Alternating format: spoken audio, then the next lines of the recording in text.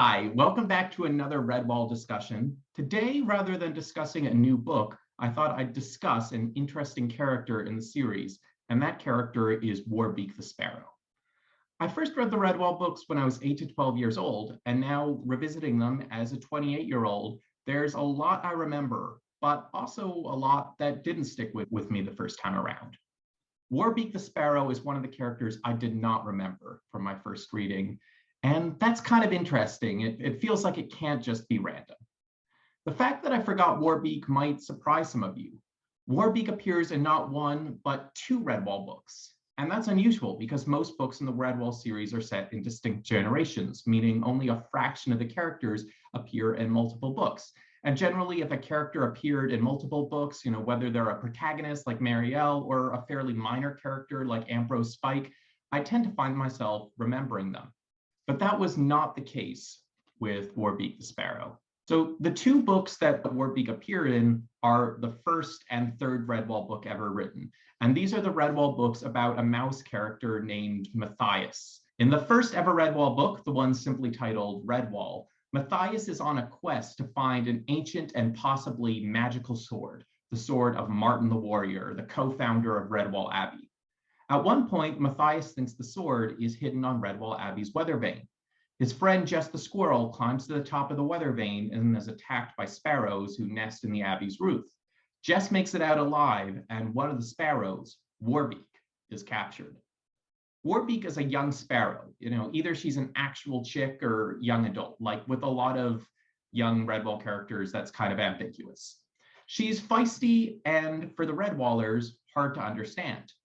This is notable because at the beginning of the book, it is suggested that many animals have unique dialects, and only the wise old mouse, Methuselah, is unable to understand them all. Matthias thus establishes himself as something special, like the next great wise mouse in Redwall Abbey after Methuselah, when he shows that he too can understand the speech of this young sparrow. So Matthias and Methuselah interrogate Warbeak, trying to figure out where the sword is, why it's not on the weather vane. And eventually Warbeak cracks and tells them it's inside the kingdom of the sparrows itself. Matthias thus goes on a quest with a tied up Warbeak to climb to the top of Redwall Abbey and get to the sparrow lair. Things are tense with Matthias at first. Matthias threatens Warbeak with death at one point, but gradually they somehow become friends. Matthias then spends several chapters in the realm of the sparrows. While Warbeak and her mother Dunwing are willing to help Matthias, the other birds, particularly their dictator, King Bull Sparrow, are innately suspicious of Matthias, and Matthias eventually needs to engage in trickery, helped by Warbeak and Dunwing, to escape and find the sword. Now, if I were to go back and do a close reading of the text of Redwall, I think King Bull Sparrow might also be a character who deserves his own video. King Bull ends up being written as a villain, but until his final moments, it's not clear things are going to end up that way. Why? Because when we meet him, it feels kind of like a repeat of Matthias's first meeting with Warbeak. At first, the sparrow is hostile, sure, but that could just be culture shock. For years, the mammals of Redwall and sparrows on the roof just took it for granted that they were separate societies that shouldn't have anything to do with each other. When Matthias and Warbeak got to know each other, they learned that's not the case, that sparrows and mice can be friends. When it comes to King Bull Sparrow, Brian Jakes leaves things kind of in the dark for a while. Is he just another eccentric who has to learn like Matthias? Or is he actually a horrible king who's going to be a bad guy? Well, things turn out that King Bull Sparrow actually is a bad guy. He's actually a pretty big bully. And importantly, he's not just a bully to Matthias. He's far more a bully to the other sparrows who he directly rules over. When I was reading the part of Redwall that was set in the sparrow world, I somehow started thinking about this quotation from a very different author. Marjane Satrapi famously wrote a graphic novel called Persepolis, and then she adapted it into a film. And it's the story of living in Iran at the time when the current theocratic government took over. And for years, I've known this quotation of Satrapi's that I find is very important in political contexts. She said, "If I have one message to give the secular American people, it's that the world is not divided into countries. The world is not divided between East and West.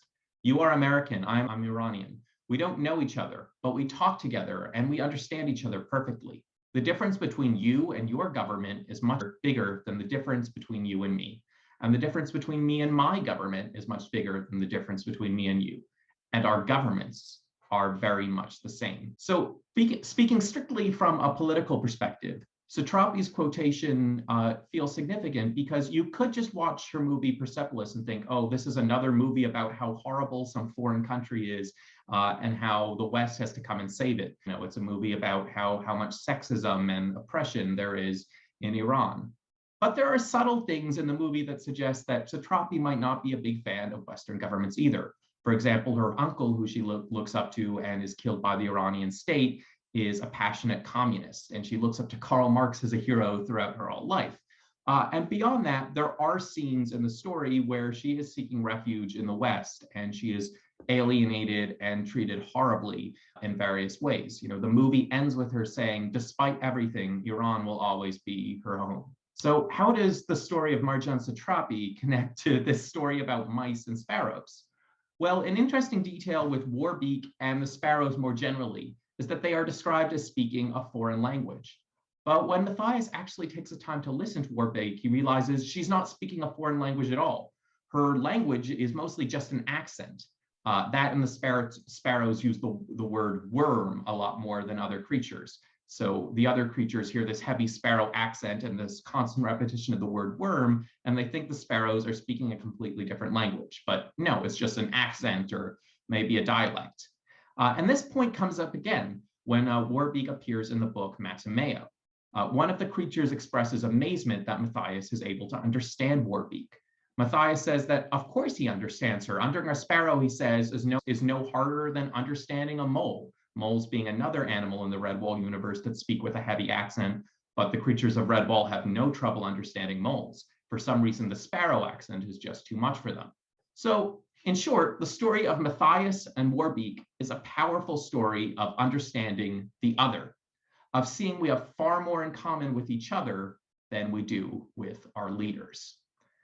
So why then, given how compelling the story is, did I manage to forget Warbeak when so many of the other Redwall characters from my childhood have stuck in my head, at least their names? Well, Warbeak, as I just said, does appear in the second book about Matthias, the book called Matameo. She's taken over as Queen of the Sparrows. In this book, she's more of a minor character, but a minor character who definitely leaves her mark on the story. And spoiler alert here. The reason that Warbeak leaves her mark on the story is that she dies. She sacrifices herself in a battle against an army of rats in order to save Matthias one last time. And why, structurally, does Warbeak die? Well, my cynical theory is that by the time Brian Jacques got around to writing his third book, he had a lot more sense of what he wanted his Redwall series to be like. You know, he limited the amount of animals he wanted to write about. He limited the range of personalities they could have. He mostly decided that Redwall books would be a lot of very similar books with slightly different details in storyline. But mostly, you're supposed to have a narrow range of characters who fit a narrow range of roles.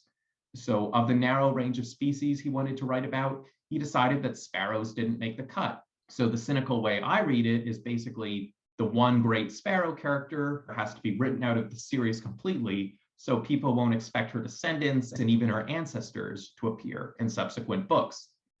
On top of that, Brian Jacques did not want to depict vastly different societies, like the difference between the mammal world and the sparrow world. From this point on, Redwall would largely be a universe where every animal speaks the same language, they have roughly the same living conditions, and the only difference is between good creatures and evil creatures.